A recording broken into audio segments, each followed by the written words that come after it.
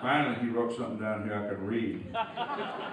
He was scribbling stuff the other day, and he thinks I can read it, and I'm going, what the heck is that? It looks like Egyptian hieroglyphics or something. I said, Pete, what are we doing next? Well, it's right there. I can't read that. So anyway, old eyes, I guess. So we're going to do this next song, and towards the end, I'll ask you guys to please help me on it. And we're going to have some fun with this song. I've had fun with it for years. The guy I wrote this song with, I wrote many, many songs with. I don't even have a count of how many, but we wrote several songs. And this one was the biggest one we ever had. And he was excited about his idea. This guy had, I'm not making this up, well over 10 ideas on any given day, on any given moment.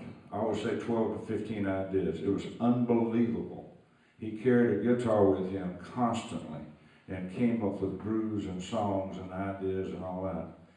And all really I did was help him finish the lyrics, and then maybe I would do the arrangement with him and put it in the right groove or write a bridge to it or something like that. And I'm talking about the late, the great Mr. Otis Redding.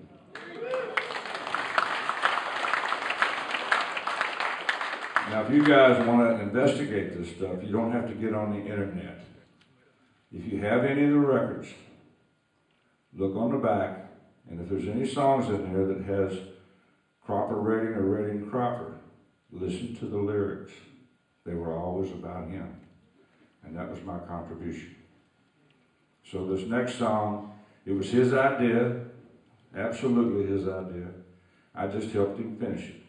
I wrote a little bit about him, and I wrote a bridge for it. But this particular day, the way we always wrote at Stax, whether it was Wilson Pickett, or Eddie Floyd, or Sam and Dave, or Johnny Taylor, or whoever it was, would come, if they didn't live in Memphis, would come into town, check into the motel, and then call, and then we'd set up a time when we were going to write. Well, this particular day, Otis Redding flew into Memphis, grabbed the telephone, and called to see if I was at the studio. He said, I just want to see if you're there. He said, I got a great idea. I'm coming right down. He had never done that before. He came in and he said, Cropper, get your guitar, get your guitar. I said, okay, I got it done. And he comes in and he starts playing.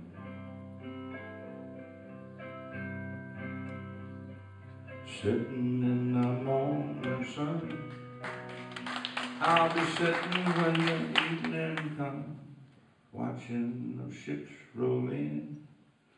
Then I said, Otis, hold it. He said, what's the matter? You don't like it? I said, yeah, it's okay. But you ever thought about if ships roll, they're going to take on water and sink? I'm just being the logic guy, you know, I'm not trying to be difficult. He said, no, Cropper, no, that's what I want, that's what I want. Okay, if whatever Otis wants, that's what Otis gets. I mean, that was the way it worked in those days. So I said, okay, if that's what you want. It literally took me years because nobody else knew either. Nobody ever explained it to me. Nobody was around. The situation was that Otis, prior to that week before, he was working the Fillmore West in San Francisco. And Bill Graham, who used to promote those shows, put all those together.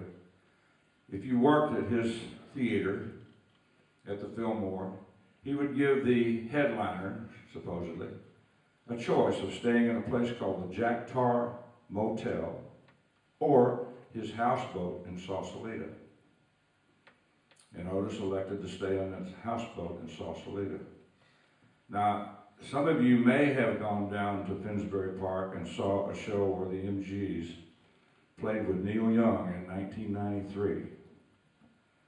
Anyway, if you didn't, that's fine. But I'll tell you this story. We all know who Neil Young is. He come running in the dressing room one day and he says, Cropper, I'm reading this book and you're talking about how Dock of the Bay was written and that Otis Redding was staying in the boathouse at Sausalito, Bill Graham's. He said, I just want to let you know I stayed there the week after Otis did. I said, you did? He said, yeah. I went, finally somebody can authenticate the story that I always tell. Now the rest of the story is Pretty easy, pretty simple, except it took me years to figure out what Otis was singing about when he says, I watch the ships roll in and I watch them roll away again. I always thought about some kind of cargo ship or something going under the Golden Gate Bridge. I'm sitting on a Sunday afternoon. I've been out riding with Robert Cray. We took the afternoon off. It was on a Sunday. I went over to a sports bar that the hotel told me I could go get something to eat. Having a burger and a beer, and I'm looking out the window and I see this ferry coming across, and it goes to park, to let the cars and the people off. And what does it do? Been seeing them all my life. It rolls up a big wake. That's what Otis was singing about. The ferries. I'm glad we didn't write a song about ferries, is all I can tell you. But he wrote about, I watch the ships roll in and I watch them roll away again. And he was talking about the ferries coming from Oakland, California, over to Sausalito. And they're still probably doing it right now while we're up here on stage. Those ferries don't stop. So we finish this song. And this is the way it goes.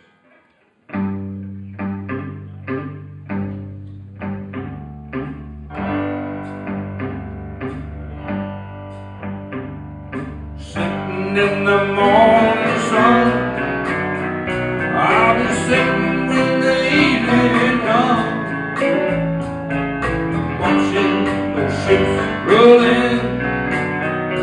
I'll watch them roll away again. I'm just gonna sit on the dock of the bay, watching the tide roll away.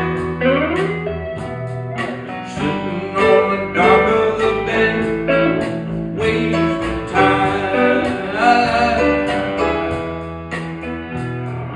Right by home in Georgia,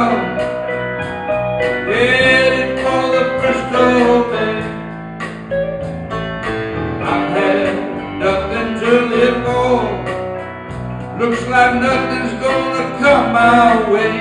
Oh no, I'm just gonna sit on the dock of the bay, watching the tide roll away. Oh no, sitting on the dock of the bay, wasting time.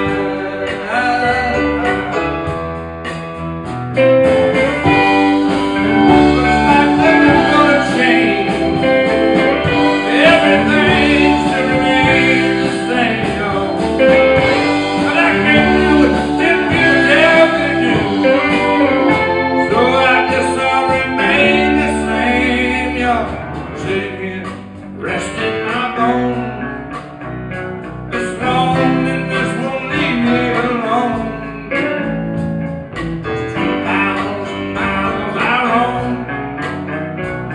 To make this time my home, I'm just gonna sit on the dock of the bay, watching the tide roll away. Oh Lord, sitting on the dock of the bay, wasting time.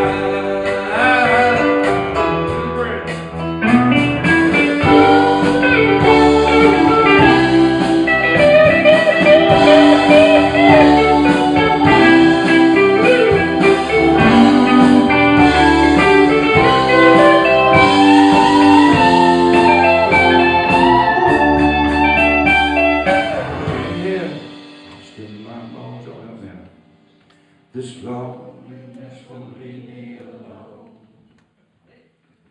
2,000 miles I roam just to make this dock my home. And I'm just gonna be sitting on the dock of the bay, watching the tide roll away. Yeah.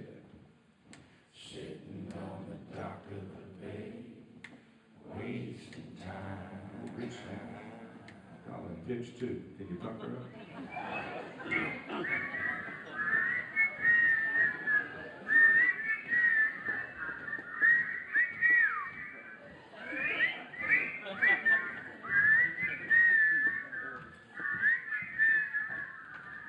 One more time.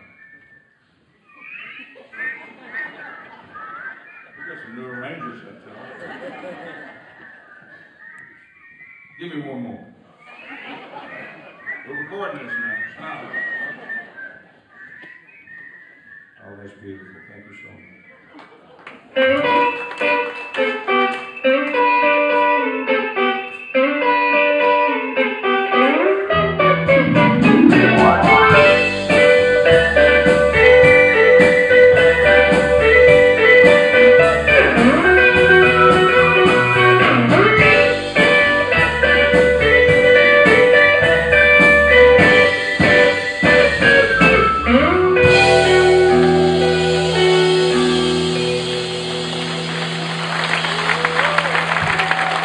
Thank you. Thank you, others.